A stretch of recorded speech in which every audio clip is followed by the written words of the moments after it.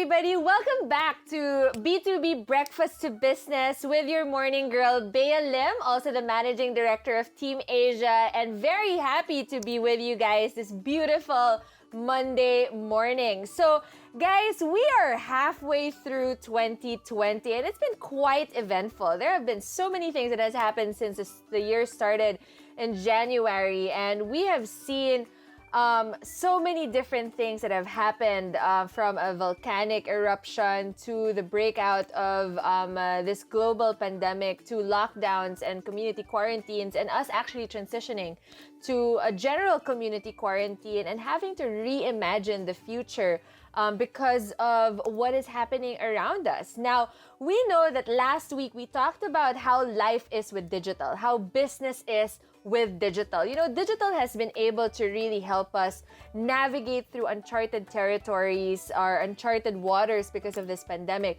Digital has allowed us to pivot. Digital has allowed us a new and fast channel so that we can continue with our businesses, with our professions, with our own virtual community, so that we can continue building a strong ecosystem so that we can reimagine this future together. Now, we may not really be back to business as usual, right? But we do believe that as we reimagine this future and as we move forward, we are actually doing business the best way we can. Right? And that is great. That is a fantastic start. And we're just going to keep on seeing great things happening as we continue to pivot, as we continue innovating so that we can have a great future reimagined in store for us.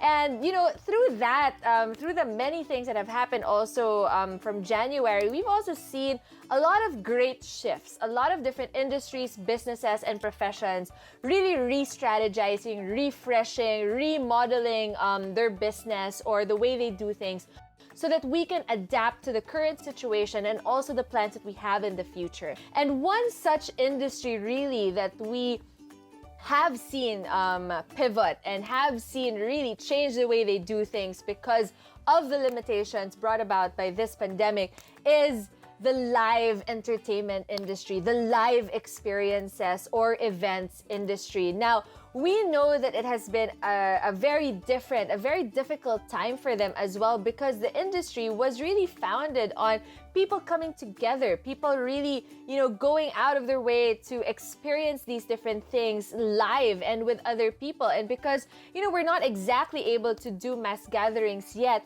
we've had to learn different ways for us to go around that and continue with the work that we are doing, not only in entertainment, not only in live events, but in the arts, in creativity. And that's what we're going to be talking about today.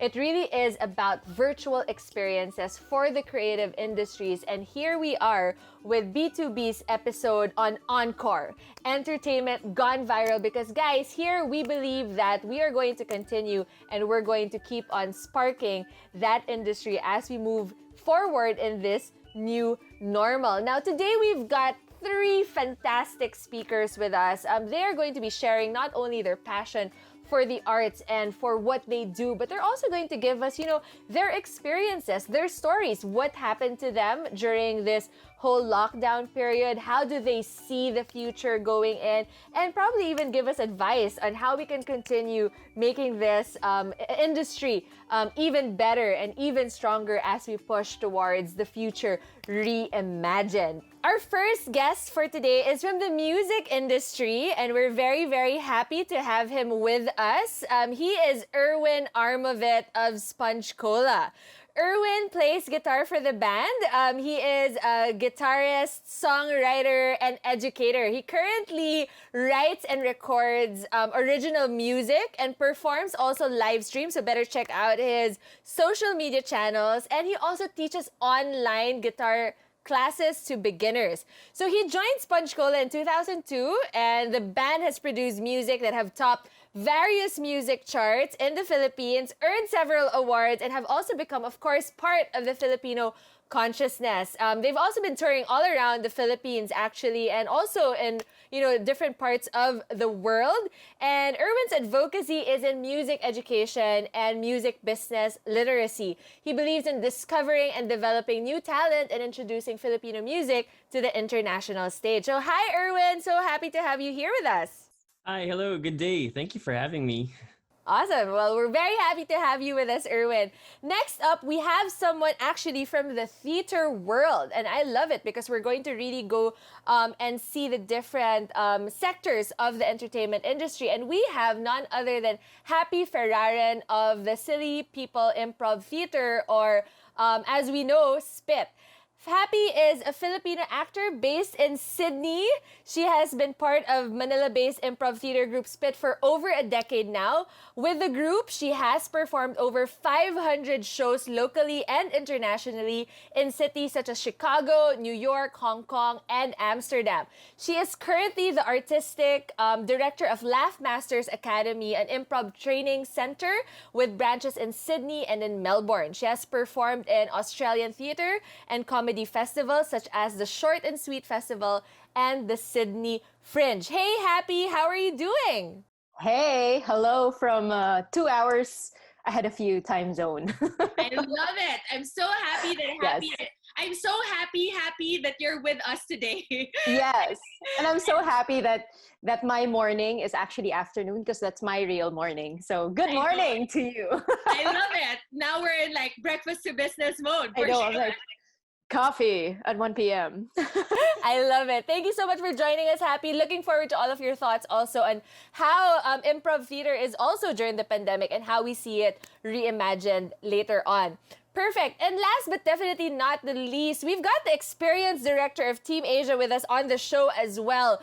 Pam Hawks Osasona has been with Team Asia for almost a decade. She started out as a program manager of the events department in 2011, bringing next level experiences for brands and organizations like Jollibee, Shell Corporation, Capital One Philippines, IBPAP, Apex Summit, and the ASEAN. She graduated with a Bachelor's of Arts major in Technical Theater from De La Salle College of St. Benilde. Miss Pamela Hawkson, say hi to everybody else.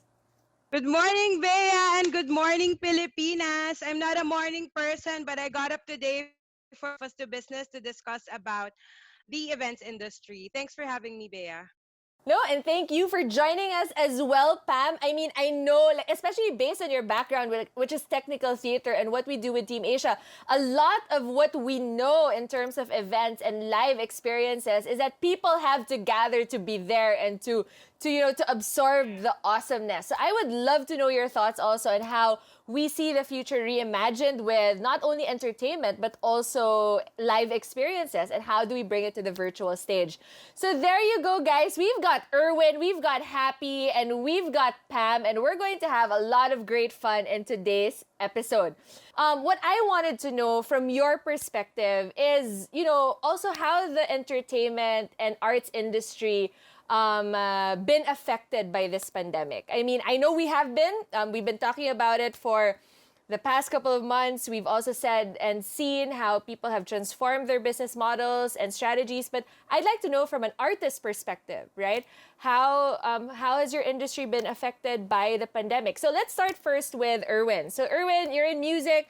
How did you see the music industry being affected by this pandemic? Late Feb, early March, when I noticed that some gigs were starting to get postponed, at first postponed and then altogether canceled. And then it was a whole shutdown of our whole operations, because the majority of our whole operations were based on touring and traveling and going to all these festivals out of town, out of the country. And yeah, our work is completely the opposite of social distancing. So it was a complete shutdown on our part. So we all really had to retreat back to our homes and our studios. So yeah, it was a very crippling blow. I know it must have been really hard for you guys as well. But on that note, Erwin, how did you guys pivot then? So like, yeah, like you said, February to March, you guys saw a big shift. But then when you guys went back into your homes and your home studios, what were the things that you guys had to do to be able to like push it forward? Period of adjustment because we were actually coming from a routine that was based on waking up at 3 a.m. in the morning, going to the airport, and then the next day doing a 13-hour road trip cross country. So there was a lot of that. That was our weekly routine, and now we're like back in our homes, back in our studios, back in our rooms, and then there was a period of like of uncertainty and a little bit of despair, I must say, but because we don't really know what's gonna happen, we don't really know when our routine's gonna come back. But I think for us, we made a commitment to music, and the music must never stop. So one channel might shut down, but like the live aspect of it, the traveling, but another opens up, or we find a way to continue playing on. So uh, we really, for me at least, I never really stopped recording or writing music on my own. The quarantine actually gave me more time to like focus on the stuff that I was working on already. So I those that material was actually fast tracked because there wasn't any more like gigs or live. The schedule was completely upended. So yeah, it gave me more time to like do a lot of introspection, to do a lot of reflection, and yeah, to fire up the recording studio at home, troubleshoot some equipment, and yeah, finish out some songs. And for the band, we made it a point to have these weekly meetings. So we usually have them once a month just to talk about the gigs for that month and all the upcoming projects and inquiries. Now we made it like a weekly thing. So just so we can check up on each other and see how each other were doing, and also to set goals for ourselves, like weekly goals. Because I've noticed, like in the time of the pandemic, time seems to warp a little bit. Time seems a little bit relative. So 1 week feels like a really, really long time. So we set goals for ourselves. Like for us, we do recording, we do writing, uh, but what we encountered is there is a limit to the technology that we're using right now. So what we do is we really have to record uh, each part, each instrument separately, and then put them together. So we really can't do a performance where everybody's playing at the same time because of something called latency, and it's really dependent on people's internet connections also. So to go around that, we really have to record each part separately and then put them together. So it was really a crash course in like recording, using recording software, using hardware, learning software, and yeah, all those kinds. And for me also, it's also experimenting with different formats like live streaming, uh, and finding different ways to play and to perform and to connect with people. And I recently found a new calling in teaching beginner guitar over Skype. No, that's amazing. Because if I may to just share what you said again, right? Music never stops, and I think that was amazing for you to share it with everybody. Because one of the first things that you think of as well, or what we were thinking of during the pandemic, was what's next, right? I mean, I agree with you. Like the moment of despair right after what happened and trying to figure out our next step was something that I think everybody really experienced, right? And if I may say so, we all had to be in that situation to actually launch forward with the next plan of action. And based on what you just said, it was not only having the show go on, but it was also learning on your own how to actually make that happen, right? It was actually upskilling yourself and the band to be able to continue producing music and giving that entertainment. Great, thank you so much, Erwin. Happy, I'd like to know also from your perspective. So you're in the arts, theater, performances. How did the pandemic affect your industry, and how did you guys move past it? It's the same as Erwin. I think one really, I'll start with the heartbreaking thing about it. I think it's, in the business aspect, every time you think about entertainment or the stage, you just think about the people who are on stage. And I think when this pandemic happened, you realize how much work is put into something that, even if it's just one person on stage, the amount of people that are behind the scenes in pre-production. I'm sure Erwin and Pam and yourself, Bea, you're familiar with this, how much it takes to plan an event to go live. And one thing that I want to point out is a lot of these people are freelancers. They operate on the gig economy. So they operate on from one event to the next event. And that's the nature of the job. And of course that all stopped. That all stopped. So for Spit, I think one of the first things they did was, when we tried to do live performances again, straight away it was a fundraiser for all the people who were displaced, the musicians, the tech people, the lighting designers, because all of them now, it's like, all live events are canceled. Yeah. We're actors, we can still do stuff on stage in front of a camera or a Zoom meeting like this, but for them there's no more stage to play with. And I think that also became something that we learned as actors, because like what Erwin was saying, trying to figure out how to play live together, and us also, different internet speeds. Like one time there was a show, nagka-brown out in one of the, so nawala siya sa screen. So, like things like that, like, oh my gosh. I think it's really hard to navigate. We had to be quick on learning tech, like how do we do this? How do we, I bought a ring light, like like for me that was my first step in saying yes, okay, I'm gonna try. I'm gonna just say yes to the situation and make the most out of it. And that was like, okay, I'm gonna set up my house, like my living room is now my stage. I need to, nagpo-production design, like, okay, move the plants here para maganda yung background and things like that. So it's almost like everything just happened so fast. You're playing multiple roles. So before you're just on stage, now you're also the one doing your own sound, playing your background music. And then the transformation of space, you mentioned it a while ago in the introduction, Bea. Now, my living room is my stage, is now you're in it. So when you mentioned something about breaking the fourth wall, I'm like, well, what wall?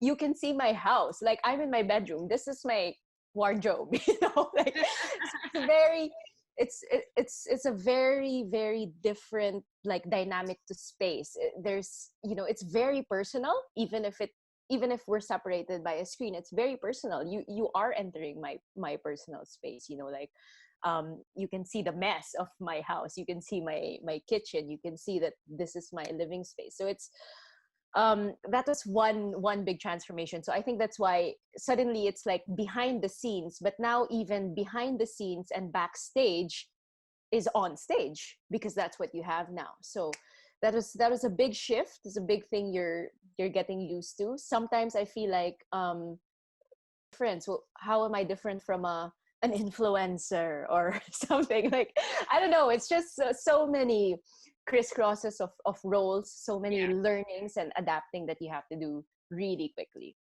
That's awesome, Happy. I loved what you said earlier about this one becoming more personal and more authentic, right? Because like especially with theater, right? Like you go to a playhouse, you go to a stage where everything's set up.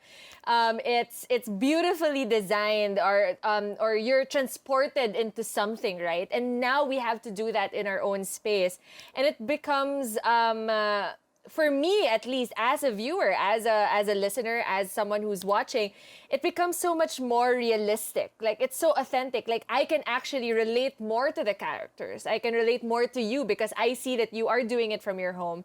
I can see that you are making do with your space. And suddenly, there is that connection, a deeper connection into that space of entertainment. So thank you for sharing that, Happy. Pam, I know that you're also very much into live technical production and the like. And you and I talk about this all the time, but we'd also love to have our listeners know about this more. How did this pandemic change how it is in the events industry? So actually, the live events industry is very much affected during this crisis because we are in the business of mass gatherings. Even our business events, there are a lot of delegates, speakers, crew, and suppliers, event managers that are coming in. So it was around February that we found out that there was an epidemic in Wuhan. So we already asked our client who was doing a big international conference on May. We spoke with them and the venue as well, told them that they have to push back to September because noting the SARS epidemic, it was 6 months before we were able to actually do things. But we didn't expect it to be a global pandemic. That's why even the September event is unsure. It's up in the air right now. We are recommending for everything to go virtual. Virtual conferencing has become the pivot that we chose for the international conferences. Not just the MICE industry is on halt right now. Concerts are on halt. Even personal events like weddings, etc. So all live events are affected. Also the tourism industry, events tourism is very much affected. Our speakers, our delegates for international events and conferences can't fly in. So practically there's nothing happening in the live space. So we had to pivot digitally. Team Asia naman is used to doing blended events. So during our live events, we also have these speakers who cannot fly in, but they can come in through different online portals that we give them a space to speak live, and they can take Q&A live with other speakers who are there.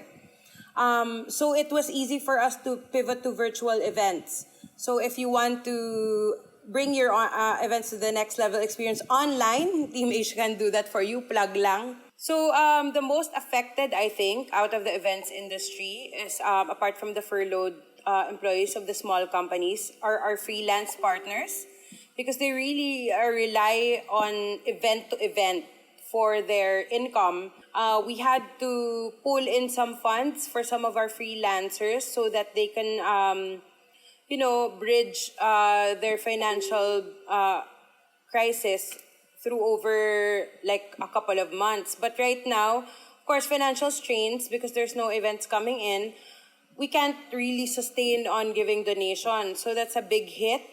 That's why there were a lot of groups formed to be able to tell the government that we are an economic driver. We have event tourism, we have international events, like the OFWs, we stream in money in dollars, euros for those brands that are abroad. So we wanted the government to know that live events industry is a big economic driver. So that's one of the things that was very difficult. We had a lot of conversations over that. It's just lucky that Team Asia is ready for this. We have pivoted because we're used to having blended events. In the past, it was easy to pivot to virtual. So, and also we have other services that we have. But of course, badly hit talaga the live events part of Team Asia.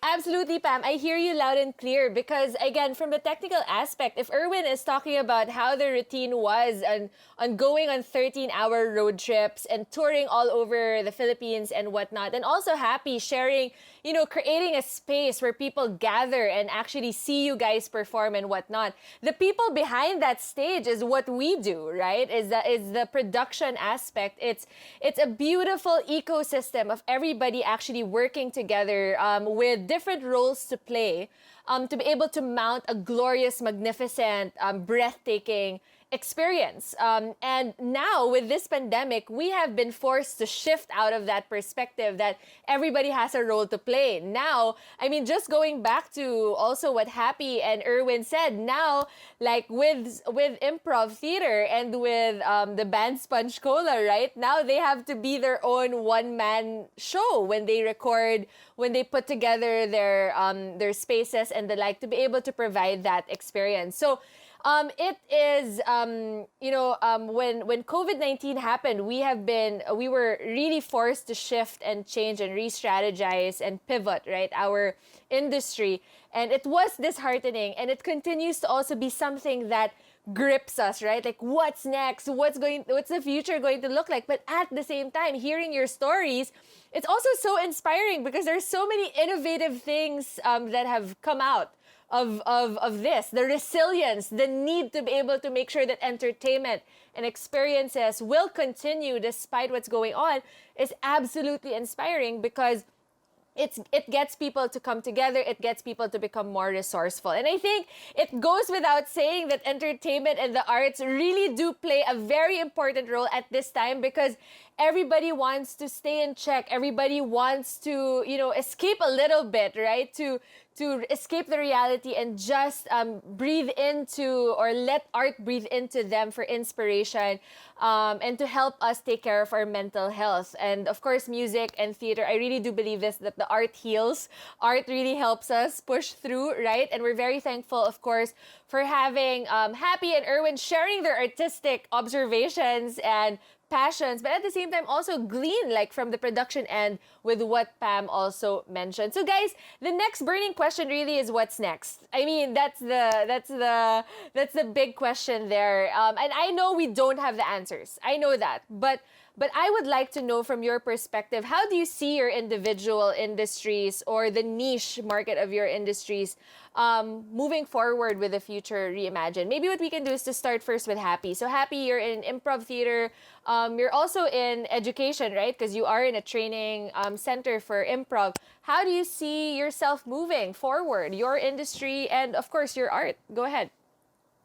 I think so. One thing, because a lot of the work that we do now has moved to the virtual world. So one quick change that I saw right away is that your audience changes also, because now you're dealing with a global audience, more specifically people within your same time zone. So I was actually thankful that now I was able to perform with Spit. So for the longest time, they were doing live shows, so I couldn't be with them. But now that there was no limitation of time and space, I could join them. So I think the virtual world, though it has its limitations, also opens you up to new audiences, new processes, new ways. So I think more of that, a lot of collaborations. People are also a little bit more available now, so you're able to work. Like in our first few shows as Spit, we were able to pull in Core Canaris to join us, and we also improvised with someone from Singapore. So I think it opens your windows for collaboration, because it's literally all the world's your stage, because you're all sharing this virtual space. So in a way, it's good. You have access to things that you didn't have access to before.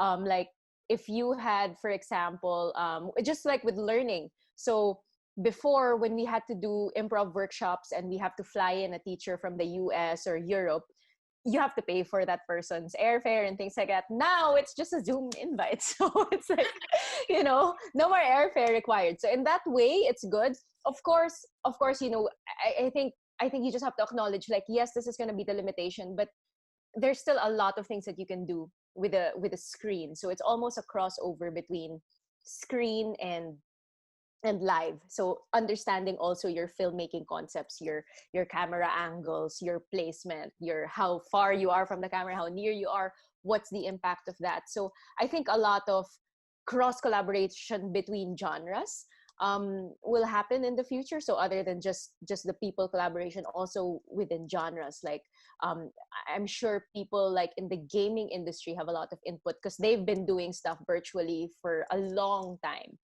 Forever. Yeah, exactly. And then I think in terms of formats, so because we're moving online, there's a lot of content online. You're competing with a lot of things. Your forms have to be a little bit shorter. So I think it's finding those magic numbers of like what's something that you'll have people watch. It's 5 minutes, it's 10 minutes. So how do you create within that space? So learning those limitations. My fearless forecast for when live events come back on, I think one, a lot of outdoor just because you're not contained in one indoor space, and maybe more space for short form things, because people don't want to be stuck in the same room with people for 2 hours. So maybe, this is the time for short films and short plays to come about, because that's only like 10-15 minute durations, and you move, so you don't have a large mass gathering of people in the same space for a long period of time. So that's I think is something that's going to happen.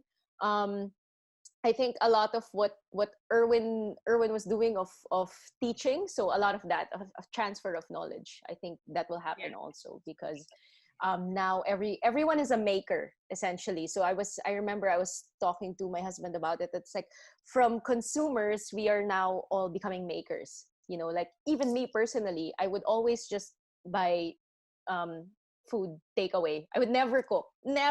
But now now I'm such a snob. I'm like, oh, I don't want to buy a cookie because I know I can make a cookie. So I think this new culture of DIY, of making things for yourself, and transferring that knowledge then from the arts into people who are interested in the arts, and just continuing that creative spirit, because we need it. And I think I just want to end on, I remember when this whole thing started, it's like they made this distinction of what is essential and not essential.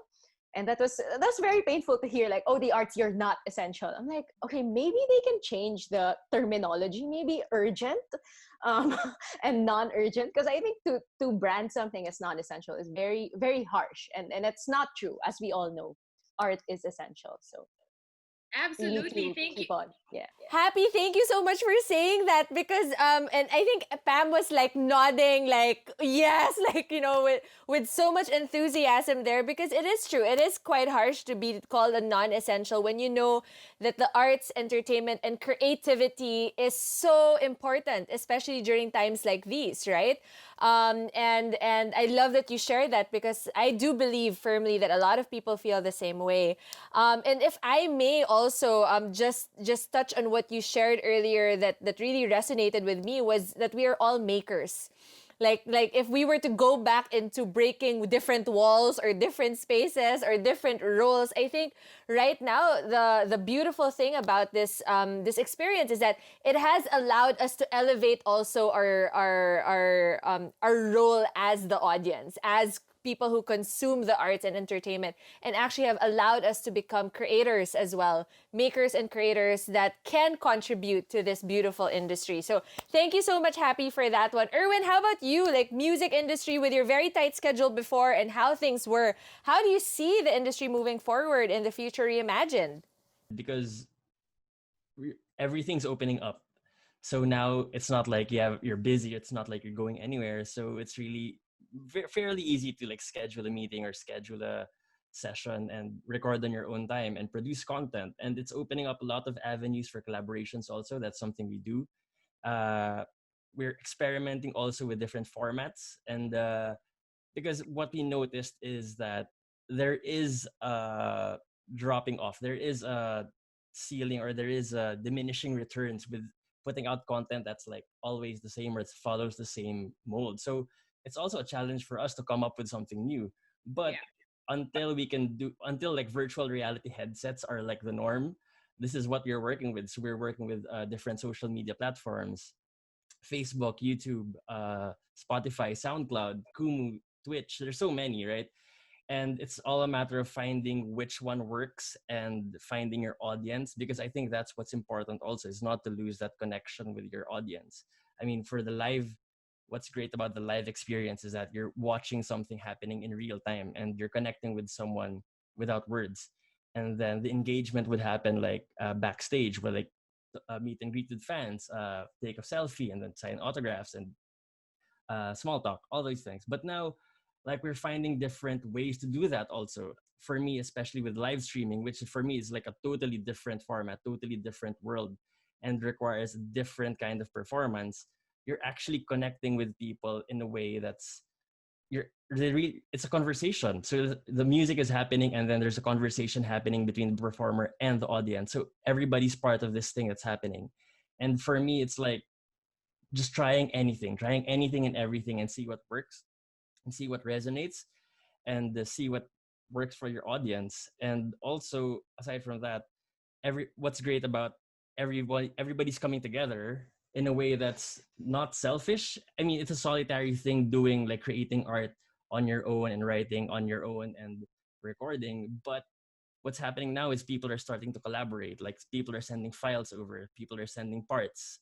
Maybe you can play over this, maybe we can play together. And also with sharing of knowledge, like, people are like more interested now in, I want to do this also, how do you do it, can you show me how to do it better? And everybody has access. This is the challenge though, because everybody has access, everybody can do it. Actually, everybody can really do it, and it's so easy to do it, I would want to say. But there are a lot of things backstage, like in the software or in the technical aspect of it, that we really have to get into, which is not yet the norm, that we're Yeah. starting to learn now. And aside from that, you're also competing with a lot of other content. Everybody's online, and so it's so noisy, the traffic is so, there's so many things happening. So it's a matter of, how do you separate yourself from that? How do you find your audience within that world, within that marketplace? And that is a challenge, and that's what we're trying to figure out now as we go along. So we're taking it like by the day, by the week. And it's very, very revealing, because we're now starting to discover like new patterns of behavior. Also, we're listening to our audience, and there are new patterns emerging in how they consume media, what kinds of media they consume. Also, that's, information is so important, analytics is so important, and the fluency in using apps and using channels is so important. And for an artist, up and coming artist, it's very, very important you're like in touch with all these trends and all these Yeah. happenings going on in the industry. But what's great is, it won't stop, it'll just get better, and people are just gonna find better ways of doing it, find more creative ways and more unexpected ways to come up with something that, you know, totally unexpected. So I'm just optimistic, and that's, we made a commitment to play on, and we will play through, and we will play together. I love it. No, thank you. I mean, I love what you said about, number one, it's a great experiment. Like, you don't have to be scared of putting something out there, and whether it's like the perfect jam or whatnot, right? Like, you have to continuously refresh and rebrand yourself or your content, so that relevant, meaningful, and impactful for that particular moment, as we continue to fight for a space in the online content sphere. But at the same time, what's beautiful about this is that the arts community are coming together, right? Is coming together to be able to help one another out, to be able to just not only impart knowledge, share knowledge, but to also create new forms of knowledge and content for people to share and for people to be inspired with. And I liked what the word that you used earlier, Erwin, is a commitment, right? The arts is a commitment. Like, it's not easy. It's not easy being able to create content or entertainment that you push out there. And especially with the limitations of this global pandemic and the uncertainty of how to push it forward, this is also like any other industry out there, where we need to look into our resources. We also need to look into what are the trends and the patterns and media consumption and analytics and data-driven stuff, right? Because it is a commitment to continue powering through with our shows and making those live experiences virtual experiences. So thank you so much for that, Erwin. And speaking of virtual experiences, we actually had our own virtual experience for Team Asia, and I love that Pam is with us here today. So Pam, I know that this is sort of like already how we see the industry moving forward from an events integrated marketing experiences firm, right? Which is virtual experiences or blended experiences.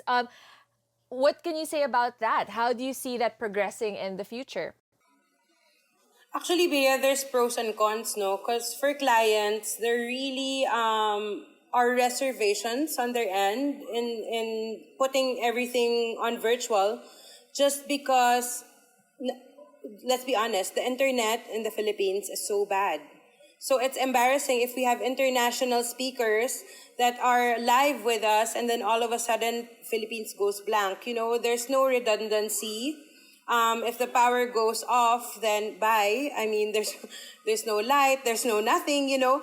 So shout out to the telcos. I hope you watch this podcast. Let's strengthen our internet in the Philippines because the live industry needs this. The live events industry, guys. So so that clients would be, you know, comfortable in taking a jump with us in live events. We had for our 28th anniversary celebration, we released a 3-part series. It was called Experience Online. It's still on the Team Asia Facebook if you'd like to watch the episodes. Each episode was embedded in our unique philosophies: be bright, think big, inspire, live, and drive passion. We had guests from different industries to talk about their passions, the things that they have done during the pandemic to inspire others, and of course, thinking big during the pandemic. Also, we put together Team Asia training online.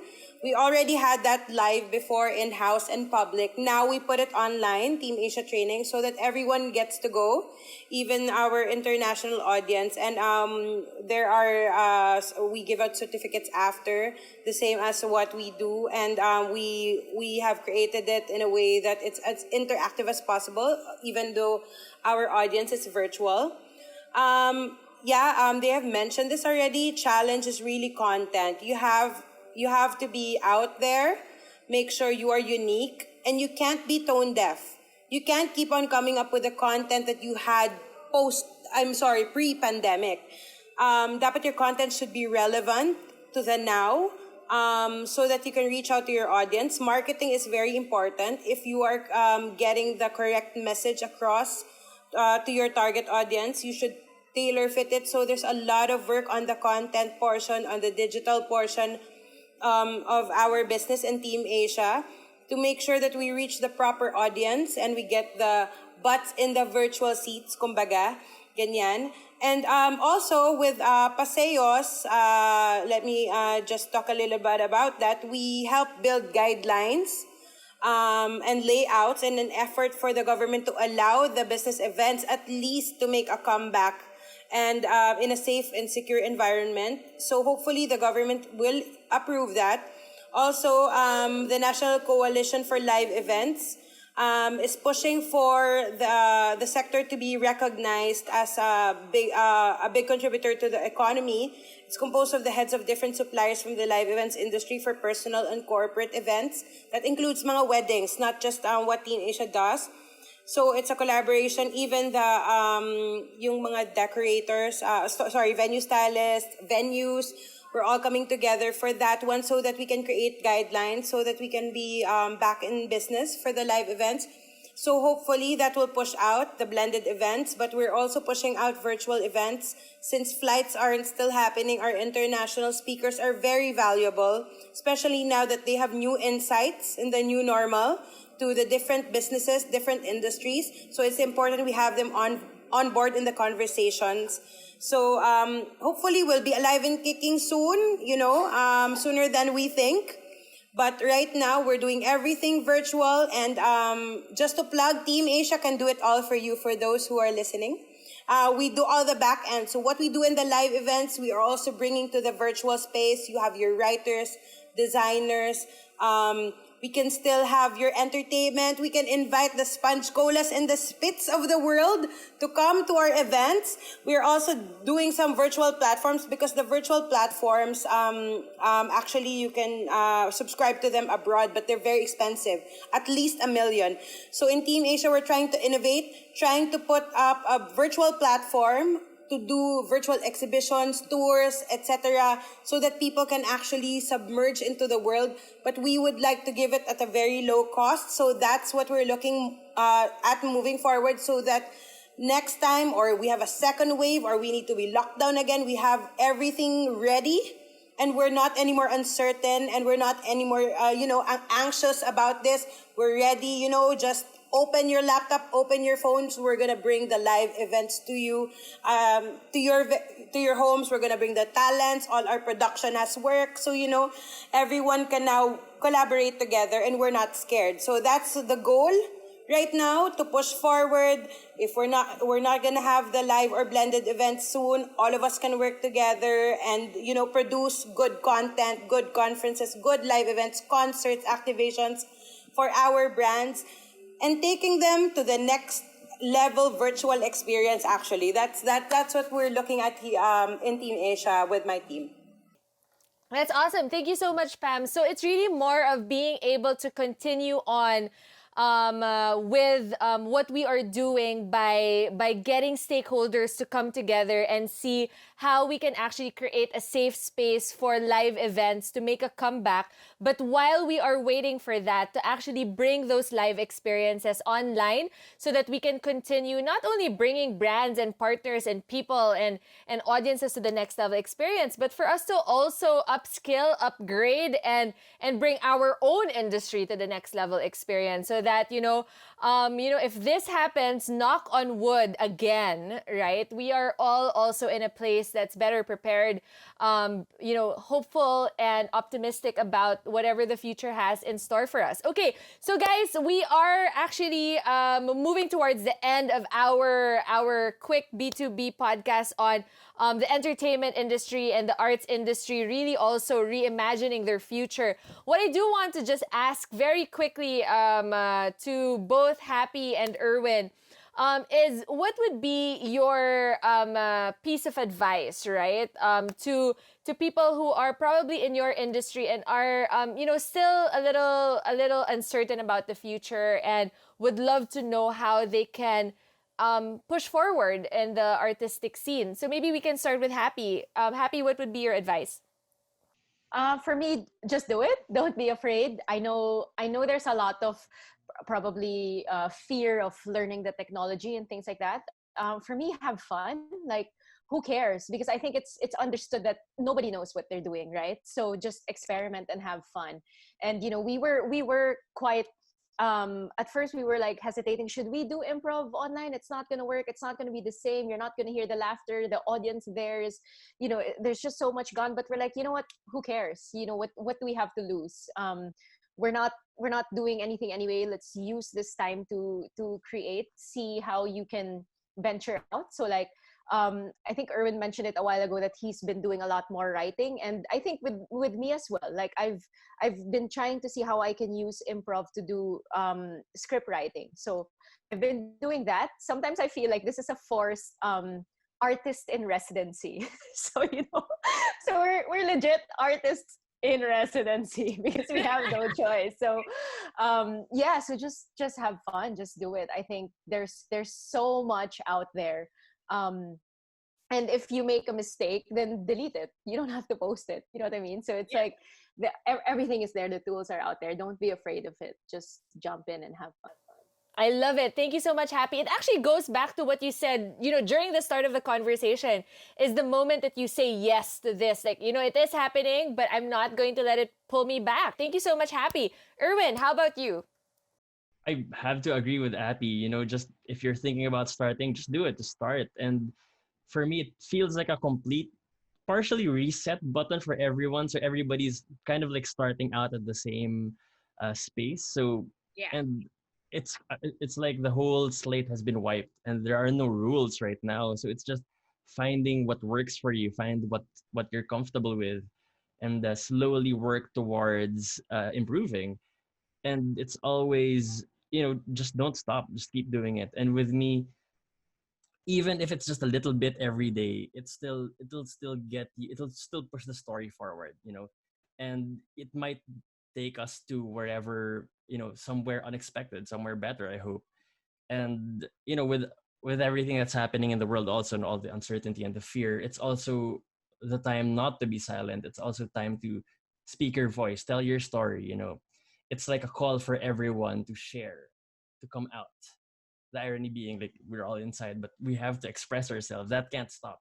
The freedom to express that, and the freedom to create, for me, is the ultimate expression of freedom. So it's a call for everyone to come out and show the world share their story, basically. I love it. And it's really about being able to say that we're not done and this will not stop us, right? Going back actually to what you also shared very earlier on, music will not stop. it is a commitment. We're pushing it forward, right? And with the call actually of, yes, there may be limitations out there, but the arts, the creative industry, we're here to stay, and we're going to keep on pushing that no matter what. And, music will continue on, right? Just do it. All right, perfect. Thank you so much, Happy. Thank you, Erwin. Thank you, Pam. I mean, I know it wasn't an easy discussion also to have because there's so much uncertainty out there. But guys, with this uncertainty, I also feel in my bones the excitement of seeing also where this will take us. Like, I have to say that I have seen so many creative minds coming together to just do things that we never thought was possible. We always said na, hindi yan kaya because it's only supposed to be live, or we can never do that, or we shouldn't do that because this formula is tried and tested. But then suddenly we're backed into this quote-unquote corner, right? And then we suddenly realize that we can actually do it, that there are no limitations. And if we put our hearts and our heads together, there are so many things that you can reimagine the future with. And I'm so happy that we were able to reimagine that future of the entertainment and creative industries with the three of you. So thank you so much once again. Happy, Erwin, Pam. Happy and Erwin, I know you guys are continuing on with your shows as well. So we'd like our audience to know a little bit more where they can catch you, Spit and Spongecola in the scene. So I would love to give this stage for you guys to invite our audience to come and share that arts and music scene online. So Happy, let's start with you. So how can people know more about Spit? Go ahead. All right, so Spit is an improv theater group. That means that everything we do, we create on the spot. So we don't have any scripted material. We create live scenes and characters on the spot, taking inspiration from the audience. Right now, Spit is still doing our weekly Thursday performances, so you can check that out on Facebook. We're Spit Manila on Facebook, also on Instagram. And if you want to learn what we do offer classes for improvisational theater. And this, even if you don't want to use it for performance, it's something that you can learn and that can help you for many aspects in your life, including your corporate life or your everyday life or your life with family. So if you want to learn what we do, we have a school. It's called Third World Improv, and they have a lot of courses there that we have for beginners or for people who are already doing improv. They can continue learning through our track. So we have different levels, and we've migrated our classes to online, and we also have jams. So if you just want to try it out and see what it's all about, you can attend our jams and our intro to improv classes. Awesome. Thank you so much, Happy. And yes, guys, I love Spit. They always bring so much laughter and love to me. So please check them out, and Third World Improv as well. So many learnings there. How about you, Erwin? Okay, so I am active on Instagram at Arminov, and they can watch my live streaming show on Facebook, Erwin Armovit, or facebook.com/ArminovLive. And you can also follow the Spongecola page on Facebook and on YouTube, Spongecola Music, and on Spotify. Well, we're going to be watching more of those things, guys. Music heals, and I love that. Spongecola actually has a song for every mood, I think, right? So you should totally check out their playlists and have a feast, a musical feast for you guys, and have that playlist just powering through the day. One of my favorite ones is their latest hit, because it's all about coffee, and that's what we talk about here at Breakfast to Business, right? Because I drink my coffee black, no cream, no sugar. Tune in, Spongecola song. All right, awesome. And of course, Pam, how will people get in touch with Team Asia virtual experiences? Very simple. If you want to take your virtual events to the next level experience, email us at info.teamasia@teamasia.com, and follow our Facebook page. You can send us a message there. It's Team Asia on Facebook, and we have website as well. That's www.teamasia.com. Thank you, everybody. And that's it, guys. We just had three amazing speakers talking about the virtual experience world. Guys, live events, yes, we may have had a very tough first half of the year, and we might be able actually to see this ongoing later on. But for us, it's not going to stop. What we do in live events or live experiences are not going to go away just because of this pandemic. We have actually re-strategized. We've refreshed all of our models. We are taking all of these things online. And as you've heard from our amazing speakers, the show must go on. And that is actually our food for thought for this week, guys. The show must go on. It's just in a different channel. It's in a different medium. It's a different audience. It's a different take. And you, my friends, are part of that magic. You guys are makers. You guys are creators. And we can actually definitely bring these virtual experiences to the next level with everybody coming together. So there you have it, ladies and gentlemen. Thank you so much for joining us for Breakfast to Business here this beautiful Monday morning. Hope you had a wonderful cup of coffee, black, no cream, no sugar. And here we are signing off. If you want to know more about Breakfast to Business, catch us on Facebook, www.facebook.com/TeamAsiaPH. We are also on Instagram, tag us at Team Asia PH. We're also on LinkedIn, www.linkedin.com/company/TeamAsia, and also our beautiful website, www.teamasia.com. See you guys next week for another B2B episode, and that one's going to be a secret, so stay tuned for that one. Thank you, everybody. Bye.